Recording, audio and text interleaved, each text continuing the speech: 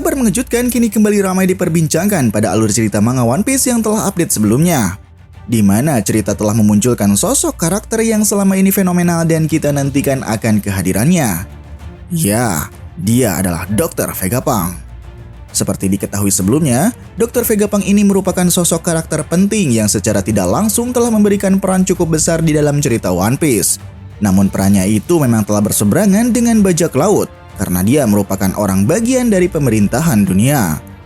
Pemerintahan dunia pun menjadikan Dr. Vegapunk tersebut adalah sebagai alat untuk memberikan support kepada mereka, terutama dalam hal mengenai kekuatan tempur.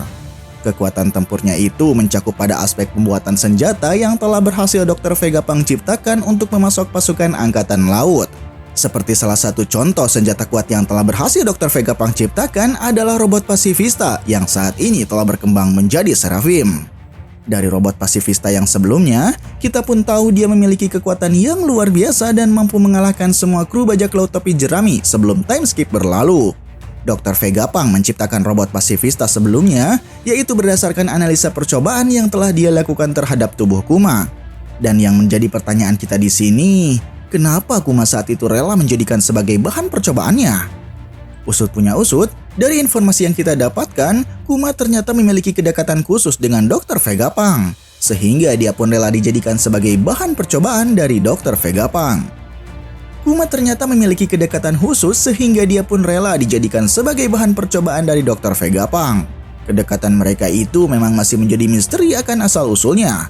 Namun berkat kedekatannya tersebut, Kuma telah dikabulkan untuk memenuhi permintaan terakhirnya sebelum dia dijadikan robot secara utuh oleh Dr. Vegapunk. Dari permintaan terakhirnya, Kuma meminta pada Dr. Vegapunk untuk memprogram dirinya agar bisa secara penuh melindungi kru bajak laut topi jerami. Sehingga hal itu pun terbukti ketika insiden yang telah terjadi di Sabaody sebelumnya, di mana saat itu Kuma telah berhasil melindungi semua kru bajak laut topi jerami dari incaran Admiral Kizaru.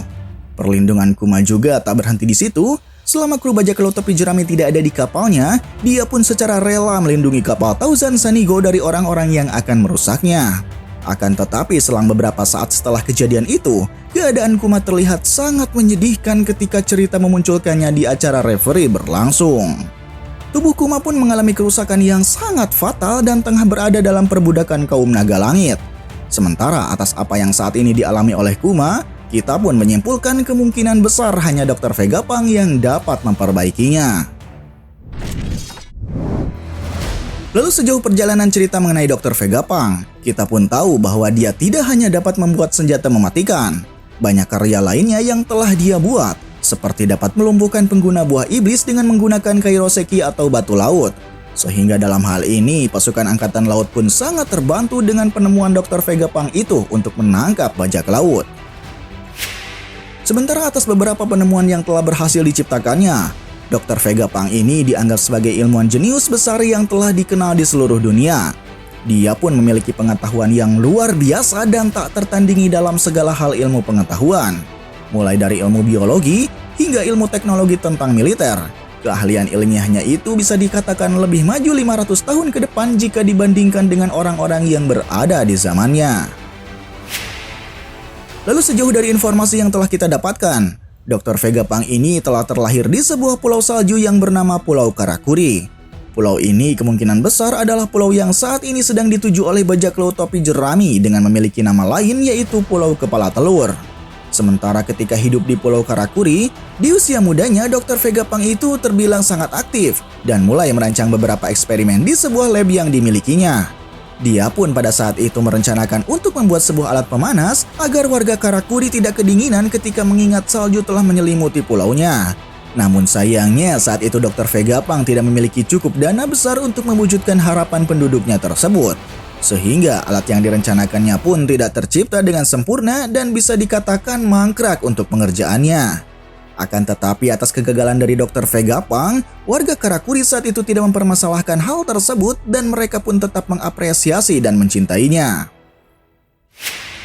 Lalu di suatu waktu, Dr. Vegapunk ini telah dikabarkan terlibat dalam suatu penelitian ilegal yang dilakukannya bersama dengan Vinsmoke Judge. Hal ini pun telah menjadi pemicu di mana dia ditangkap dan dijadikan bagian dari pemerintah dunia hingga saat ini. Lantas, kenapa hal itu bisa terjadi? Dan sebenarnya penelitian seperti apa yang dilakukan oleh Dr. Vega Pang hingga pemerintah dunia menentangnya? Sementara dari informasi yang telah kita dapatkan, percobaan penelitian tersebut ternyata telah mengacu pada silsilah garis keturunan di abad kekosongan. Sehingga pemerintah dunia saat itu berupaya agar Dr. Vega Pang tidak berusaha untuk mengungkapnya. Namun beruntungnya, atas kejadian itu Dr. Vega Pang pun tidak dibunuh seperti apa yang telah menimpa para profesor di Pulau Ohara. Di mana bagi siapa saja yang mencoba mempelajari abad kekosongan, maka hukuman matilah yang pantas bagi mereka dari pemerintahan dunia. Sementara dengan Dr. Vega Pang yang telah bergabung menjadi bagian dari pemerintahan dunia saat ini, kemungkinan besar dia telah mengetahui rahasia di balik abad kekosongan yang coba diteliti sebelumnya. Dan kita pun tinggal menunggu kapan dia akan mengungkapnya. 4 tahun sebelum alur cerita saat ini, Dr. Vega Pang merupakan orang yang telah memimpin sebuah penelitian yang dilakukan di sebuah lab Pang Hazard. Pada saat itu dia pun memiliki seorang rekan penelitian yang bernama Caesar Clown. Namun hubungan mereka seketika itu kandas karena Dr. Vega Pang melarang Caesar untuk meluncurkan senjata eksperimen kimia terkuatnya. Dr. Vega Pang melakukan hal itu dikarenakan dia tidak ingin orang yang tidak bersalah terbunuh atas senjata kimia yang dibuat oleh Caesar. Sehingga Dr. Vega Pang juga di sana telah memberhentikan Caesar secara tidak hormat dari penelitian yang telah dilakukannya bersama. Lalu atas apa yang telah dilakukan oleh Dr. Vega Pang kepadanya, Caesar saat itu seolah tidak terima dan membalas Dr. Vega Pang dengan cara meledakkan semua senjata kimia tersebut di Pulau Pang Hazard. Namun saat itu Dr. Vega Pang dapat menyelamatkan dirinya meskipun keadaan Pulau Pang Hazard hancur dan berubah menjadi sebuah gurun. Dari serangkaian yang telah kita sampaikan mengenai Dr. Vega Pang, kita di sini menyimpulkan bahwa dia adalah orang yang baik karena telah menjadi kebanggaan orang di Pulau Karakuri. Untuk keterlibatannya di pemerintahan dunia, sebenarnya Dr. Vega Pang mempunyai maksud untuk melindungi umat manusia dari kejamnya dunia bajak laut. Memang sayangnya, sosok Dr. Vega Pang ini belum ditampilkan begitu terperinci dan hanya diperankan di balik layar saja. Dan untuk mengenai sosok gambaran tentang Dr. Vega Pang, dari informasi yang telah kita dapatkan, dia itu adalah sosok pria tua yang memiliki penampilan seperti ilmuwan pada umumnya. Hal ini pun pernah dikatakan oleh Admiral Ryokugyu ketika perbincangannya dengan Fujitora di Merijos. Dia pun mengatakan pada Fujitora mengenai pria tua yang dimaksudkan untuk Dr. Vega Pang. Namun di sini seolah ada hal yang mengganjal dengan chapter kemarin mengenai sosok wanita yang mengaku akan Dr. Vega Pang tersebut.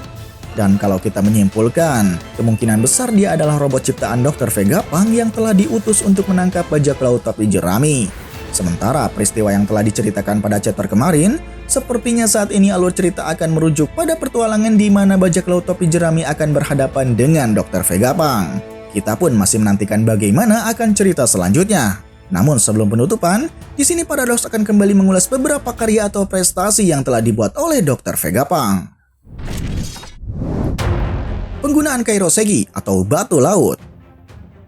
Atas penemuan energi yang tersimpan di batu laut, Dr. Vega Pang telah menciptakan beberapa benda atau senjata dari benda tersebut untuk melumpuhkan orang yang telah memiliki kekuatan buah iblis.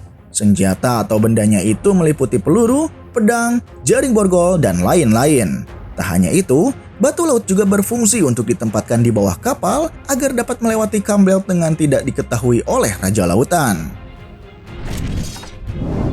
Meneliti dan menciptakan buah iblis. Dari apa yang telah ditelitinya pada buah iblis, Dr. Vega Pang pun telah berhasil menciptakan buah iblisnya sendiri. Namun dikarenakan dia menyukai seekor naga, maka buah iblis itu diciptakan berdasarkan untuk dapat merubah seorang menjadi hewan tersebut.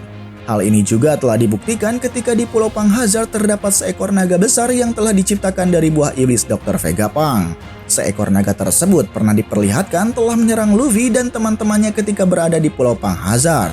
Namun untuk pembuatan buah iblis Smile, kemungkinan ini adalah buatan Caesar yang telah mengkloning buah iblis ciptaan Dr. Vega Pang. Membuat proyek Pacifista. Banyak robot-robot aneh dan kuat yang telah diciptakan oleh Dr. Vega Pang. Namun sebagai salah satu contoh yang kuat dan menjadi tentara marinir adalah robot Pacifista. Ini pun bisa dikatakan penemuan Dr. Vega Pang yang luar biasa dan sangat mematikan. Terutama robot Pacifista saat ini telah dikembangkan jauh lebih kuat yang diberi nama Seraphim. Ilmuwan segala macam bidang. Dr. Vega Pang memang dikategorikan orang jenius yang memiliki pengetahuan luar biasa dalam segala hal ilmu pengetahuan. Beberapa contoh yang dilakukan pada penemuannya seperti pengontrol iklim, senjata kimia, berkreasi dalam pembuatan blueprint, senjata-senjata militer, dan masih banyak lagi yang tidak bisa disebutkan satu persatu. Yaps, itulah mengenai sosok Dr. Vegapunk versi Paradox. Jika kalian memiliki pendapat lain tentang Dr. Vegapunk, silahkan tinggalkan pendapat di kolom komentar. Sampai jumpa di pembahasan video selanjutnya. Salam Paradox.